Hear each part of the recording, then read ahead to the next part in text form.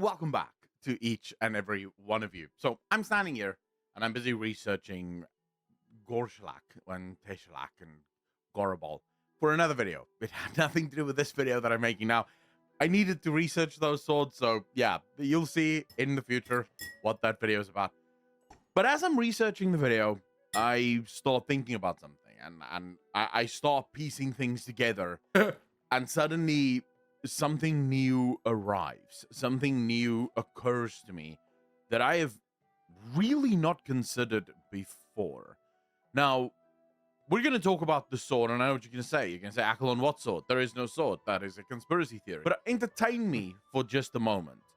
Imagine if there was a sword in Azeroth, let's say in Silithus. Just imagine, I'm not saying there is. That would obviously be fake news. But imagine if there was a sword. And imagine if that sword was, say, for example, stuck into the planet by someone like Sargeras. What would the reasons for that be? Like, why would such a hard someone question do to that? answer. That seems incredibly weird. And also just a little bit, Out of I character. don't know, willy-nilly. You're taking massive risks here. Were you trying to kill her? That, of course, was one of the prevailing theories when Sargeras did stick. Well, allegedly stuck the sword, the alleged sword, into the planet. Wait, let's talk as if it is The alleged right? 'Cause sword. We're gonna get confused if we keep doing this allegedly conspiracy theory thing. One of the theories at the time was that he was simply trying to kill her. Another one of the theories had to do with foul infusion. Some people said that he wanted to infuse her with foul because he wanted her to basically be Argus, because she was more powerful than Argus. In fact, if you remember, the Titans, when they told Sargeras about Azeroth, they said this is the most powerful Titan that they have ever found.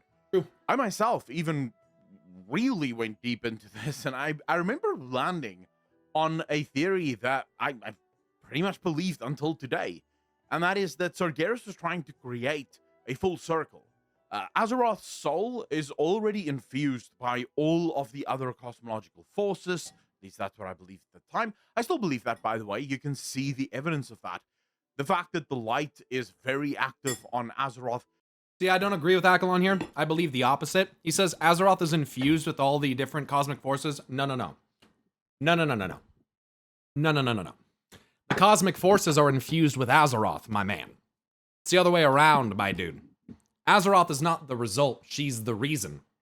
The fact that we know that order is there because their forges and engines are all over In the my place. opinion. We know the void is there because, well, we killed a bunch of old gods, and, you know, we're sort of aware of that. We know that death is connected to Azeroth because the chronicles tell us that the Shadowlands is connected to Azeroth, and we know that life is connected to Azeroth because we know that the Emerald Dream is connected to Azeroth. So we know that Azeroth should, at least in theory, be Sargeras. infused. Sargeras, tell me about your mother. Are you sexually attracted to creation? Argus could have even been the Titan Pantheon's answer to losing Sargeras. That'd be interesting. They were using Sargeras' flame to purge worlds before. And then when he betrayed them, they're like, nah, we're going to use Argus instead. Then with re-origination, he's like, no, you aren't. But that's all wishy-washy, and I'm not going to say that any of that's true. Powers, except for one, and that is the foul. So the argument that I made was that Sargeras was trying to infuse Azeroth with foul energy. And I could get behind that if the sword was like green. Or if it looked like fell. But it doesn't. This would then create this full circle. So now none of the elements, none of the cosmological forces could win Azeroth anymore, because Azeroth was now complete, right? And because she's complete, because she's completely in balance, she would now be the one that would grant dominion over the cosmological universe to whoever Like befriended her, aspens. to Whole whoever grove of caused aspens her, act as a single you know, organism as opposed to individual chosen allies, trees. so to speak. And that was the prevailing theory for quite a long time. The questions, of course, still kept coming, and we still kept arguing and discussing. Well, they don't stop coming, and they don't stop coming, and they don't stop coming, and they don't stop coming, they don't stop Sorry. Why exactly this needed to happen. And specifically, a lot of people were talking about the Titans, and what was it that the Titans saw? Why did the Titans so actively seek to control Azeroth? And to that, the arguments again were numerous. There were a couple of theories around why the Titans were so obsessed with Azeroth, and then very specifically why even Sargeras were so obsessed with Azeroth.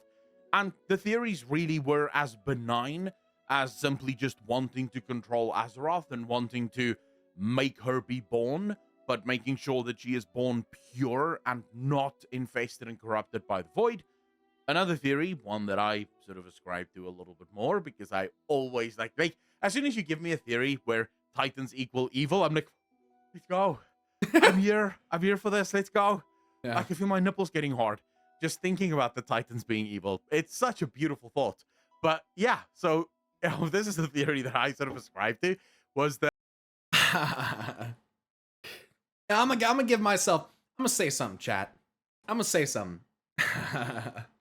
I like to think that I instilled a little bit of that in Accolonn, and that back in the day, during my heyday of the Titans and Sargeras and all that stuff, that I might have had a little bit of influence on why he feels that way. That's not to say that it's true, but I like to think so. We used to hang out all the time and theorize and stuff, so. And it was one of my favorite things to talk about. So. I can feel my nipples getting hard just thinking Sorry, about I didn't mean to Titans replay being that evil. part. It's such a beautiful thought. I don't mean to replay that part. So this is the theory that I sort of ascribed to, was that the Titans were not actually trying to have Azeroth be born, but instead they were enslaving her for their own purposes. Yep. They needed her as an engine so that they could gain control of the galaxy, and for that to happen, she really doesn't need to wake up. She should, in fact, not wake up at all. Correct. Yes. That's what I believe as well, too. Their intent is to, more than likely not, stop her from waking up. The other one was that Azeroth is already so corrupted that she simply cannot be allowed to be born. Yeah, that I don't agree with. I don't think Azeroth can really be corrupted. How do you corrupt? How do you fucking corrupt? It's, again, it comes back to like Morgoth and Eru Luvatar. How do you corrupt the Song of Creation? Like, nothing that you could ever conceive of as my creations could ever surpass me. You know what I'm saying? It's like, I just have a hard time with that theory specifically because it's like, dude, nothing can corrupt her. Like, if anything, Azeroth corrupts other shit. Like, even domination can't control Azeroth, so. Because if she is to be Have a good born, one, she Guffin. would be half corrupted already, and therefore the forges and the engines on Azeroth are there to protect us, but also to protect her. Right? You might be saying, See ya, Accolonn, when Guffin. are we getting Thanks for to hanging good out, stuff dude. here? Well, when are we discussing this epiphany that you had? On the corruption of Azeroth, as you say, it's probably impossible. Old gods had 200,000 years, maybe? Try to do it, and years to try and do it? Yeah. That's kind of what I've always said as well, is the old gods were allegedly there for just an insane amount of time. Just like the time rifts that we saw earlier. So N'Zoth corrupts everything, and what? The corruptor has corrupted everything? Congratulations. Where's the Dark Titan rising? Where's the whole conspiracy theory about the old gods corrupting Azeroth and giving rise to an unspeakably dark creature that could end everything? Looks at Argus, the fucking Unmaker. Literally, the end of all things is something that it can cast. Like, what the fuck? So it's always kind of like baffled me that people believe that the old gods went unstifled in their attempts to corrupt Azeroth for literally tens of thousands, even hundreds of thousands of years, and were unsuccessful. If that's the case, they're never going to be successful. What the fuck? I feel like it just sheds light on the aspect of like, I don't think that's necessarily what was going to happen. Like, if you can wield the creative power of Azeroth, you might be able to use something like the Forge of Origination to basically like make a flash onto reality to turn it into whatever you want, but that doesn't necessarily mean that Azeroth is directly affected or corrupted as a result. She might be beyond corruption. I mean, think about what think about what Locust Walker was saying to Illyria in 1000 Years of War earlier. There are some things that cannot be corrupted, right? Allegedly, and maybe Azeroth is one of those things. This weapon, even though there's A light very little Nami? known about this weapon, and Fucking flood of light, the dude. two halves of it, as it would ultimately become known. Where have I Very seen little that? is known about it, except for the fact that it seems to operate very similarly to a Mournblade. It is not a Mournblade. I don't think it is. I agree. Because it doesn't. Oh, I seem gotta to have, fucking talk to Accolonn, like, bro. Someone get him on the line. Not right now, but at some point I need to. I like this. all of the properties. It's nice of to hear someone else Mournblade, fucking but say it's it. also not a normal weapon. Yeah, it's Like, definitely not a normal certainly weapon. It's not a normal. Something very special It about his seems to sword, be I a think. weapon that has at least some will. Free will, no, but it does have some will. It had some energy in it. So therefore, it should have the properties It's calling South Africa. of Mournblades. Yeah. And what is the one thing that separates Mournblades from literally every other immortal weapon on Azeroth? Domination runes To be fair, and the when we crystal. talk about soul. immortal weapons, these are very specific weapons. Mournblades have the ability to house souls, to absorb them. There aren't many of those weapons around. No, there are not. And there's only a specific person. There's one specific person who's known for making them. And Frostborn was not his first. It's not a mistake that they don't tell us what the f that means, ever. They never come back to that, chat. You realize that? They never come back to that line from the jailer about your finest Mournblade, which implies that there's been more than one. They never, ever come back about it. Remornia is also up there in contention for one. Mournblades have the ability to house souls. Do more than house it. So look at how the soul is white before. Kind of like purely spirit. Spiritual in essence. Like, I mean, pure, I guess. Whatever. Kind of reminds me of the light of Accolonn in some regards. To absorb them. The fact that Uther's soul splits into a fucking gold and blue fragment. Like, bro. Are you shitting me? Like, I mean, I think Azerite is basically just, it's giving it away, dude. That book, Before the Storm, like I've said, when Sylvanas held Azerite, she felt like a goddess of creation and destruction, and she had never understood how deeply those two things were intertwined. If Sargeras has a sword imbued with apocalypse, with destruction from Argus, its soul, his energy is infused within it. If he stabs that into Azeroth's heart, and it creates a fucking substance that makes Sylvanas feel like a goddess of creation and destruction, that's a big hint about what Azeroth is. Like, what the fucking shitballs, dude? It's like the biggest hint they've ever given. Like, I think it's insane that they even put that in the fucking book. I couldn't believe that shit when I read it. It's insane. So, anyway, continuing on. There aren't many of those weapons around. There are many weapons that are crafted using the souls of some. Some are used with willing souls, willing to go into these weapons in order to empower them so that the user can be empowered. Others are against their will. Mournblades tend to be the latter. They don't like asking for permission to do their shit. But the difference between a lot of the immortal weapons that we know of on Azeroth and Mournblade specifically is most of the immortal weapons do a lot of powerful stuff and can do a lot of powerful stuff, but they don't suck the soul or absorb the soul of the ones they kill. I think I agree with. I'm not sure about Charlemagne. I'm not entirely sure about them because what I've long believed is that Charlemagne reflects the soul of the wielder. I think that that's reflected in a lot of art. When Varian was holding them, they also look different than when Anduin holds them. In the Hearthstone art, when Varrock's holding them, one is blue, one is gold. Come on, bro. It's the reflection of the soul. Even split in two halves, it's showing it. It's insane. They just put it in Hearthstone art.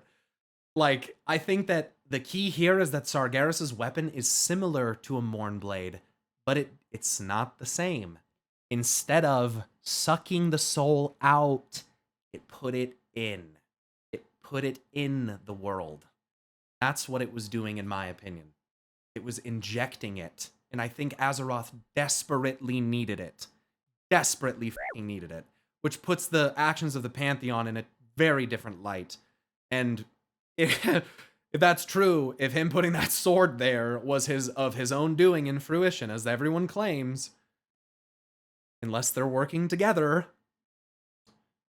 you know, which I don't know if they are, then, you know, it looks as though Sargeras put Azeroth's soul back together, which is like, what the fuck?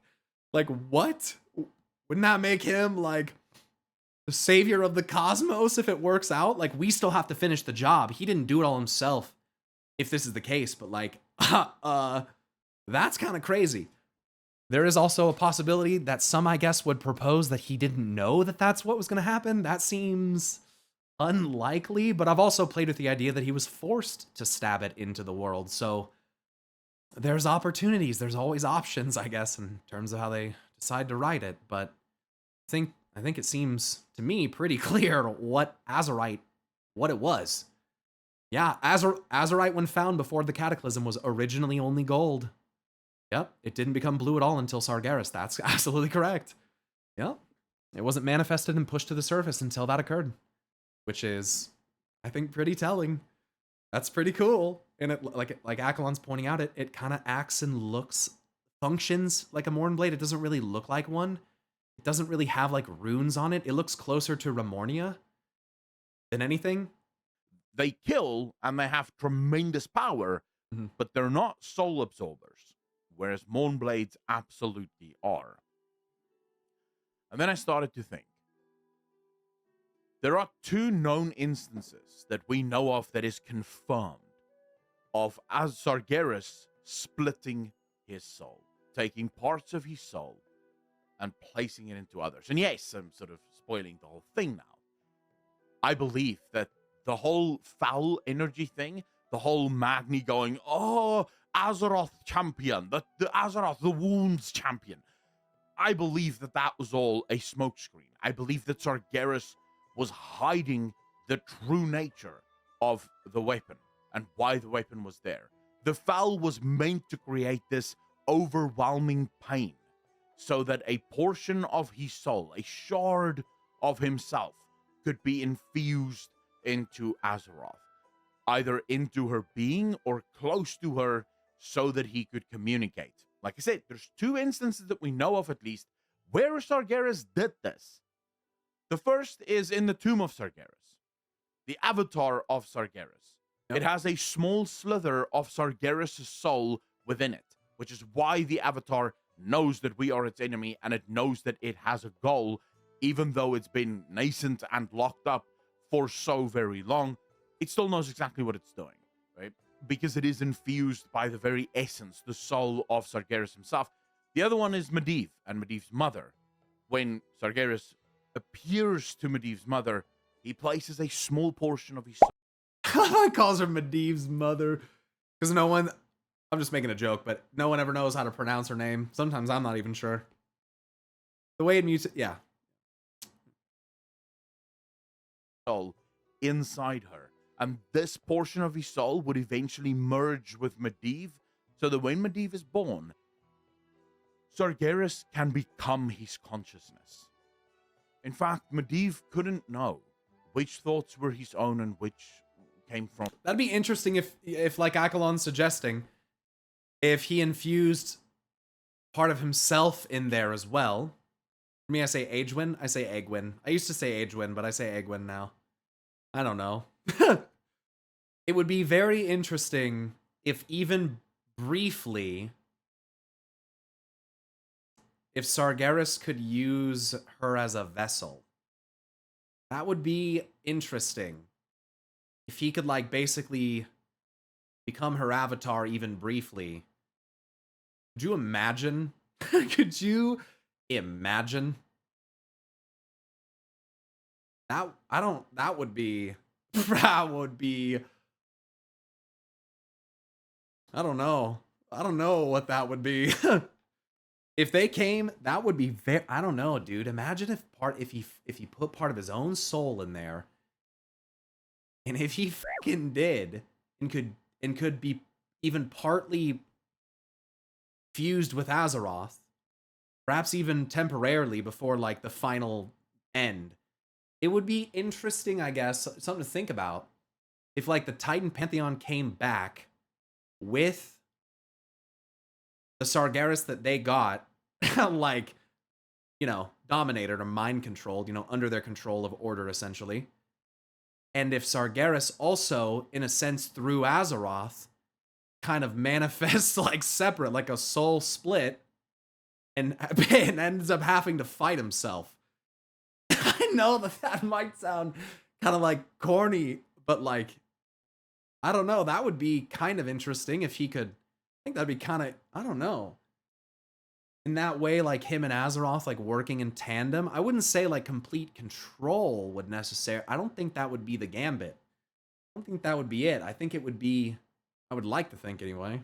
Maybe I'm wrong. Ugh.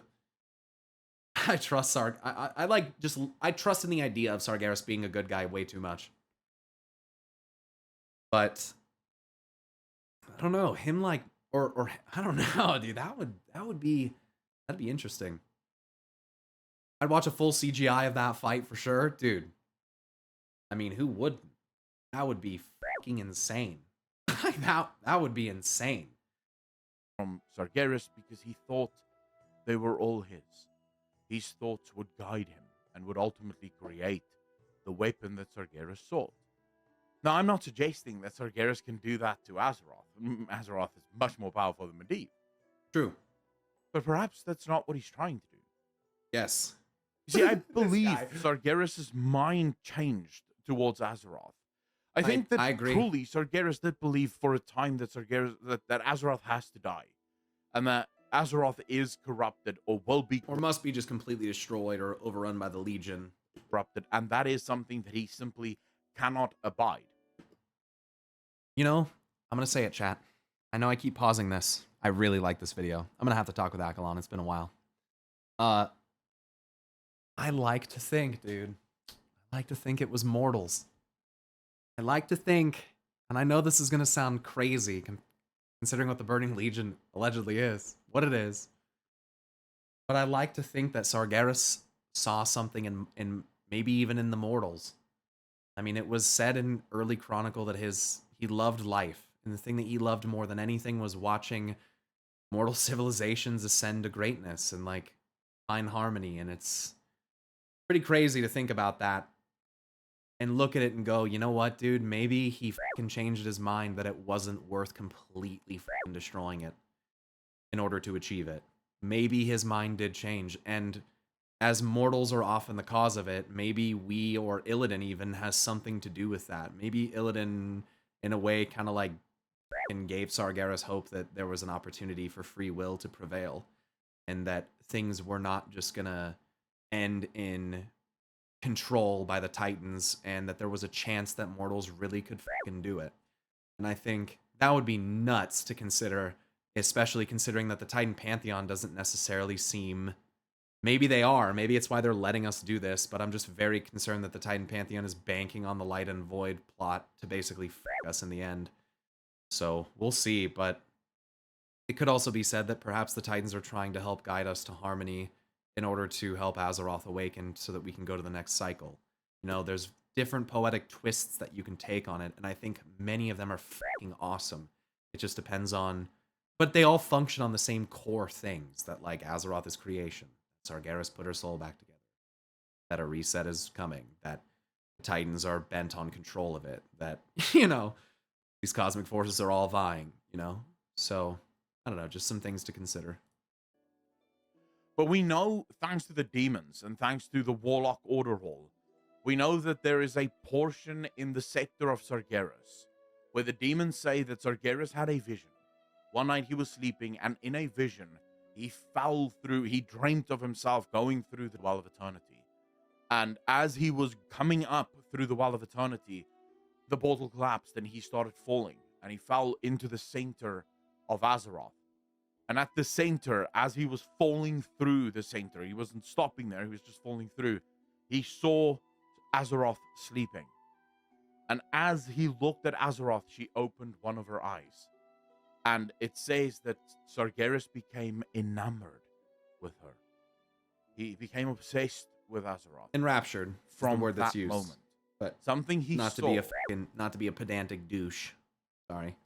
But it does say enraptured. I think that's probably a critical word choice, so I just want to make that known because I think it's important. I think convinced him that she is not the enemy. She is not evil. And she should not be killed. Instead, she should be recruited. And I think that's what his soul is doing inside of her.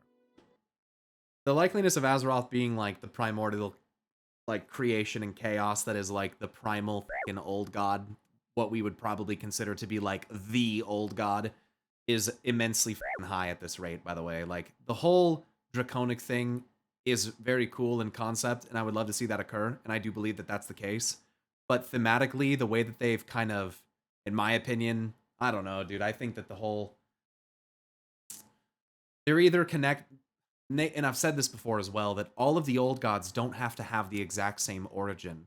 It might be a flaw for us to think of it that way, because I mean, just the very alleged nature of the void is one of possibility and opportunity in different paths. So for the old gods to all have been created in the exact same way, especially considering that they all seem to be different, unless they absorbed powers after they landed, then it doesn't really make that much sense to me that they all came about in the exact same way.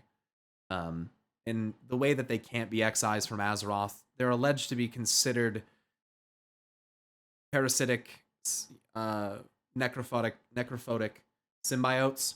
Someone said that parasitic and symbiotes are like an oxymoron. They're antithetical. That's actually, I don't believe that's true. I believe I was reading, even someone sent me a gross video of this parasitic fucking crustacean that eats the fucking tongue of, it's like a parasite, but it lives in a capacity symbiotically with this fish that it infects. It's pretty twisted, but it's a thing. I don't know if it's technically a crustacean, but it's similar to one. And so like there can be parasitic symbiotes as well. Like that is a thing. But I think it's kind of like, you know, I think the fact that we have this kind of shadowed origin of the old gods based on the Void Lords being envious is just kind of like, seems kind of like Titan propaganda to me. You know? It kind of seems like Titan propaganda. Like, of all of the possibilities, the idea that Void Lords created old gods is the lowest on the list for me. Like, the Titans created the old gods before the Void Lords created the old gods. Like, that's... no.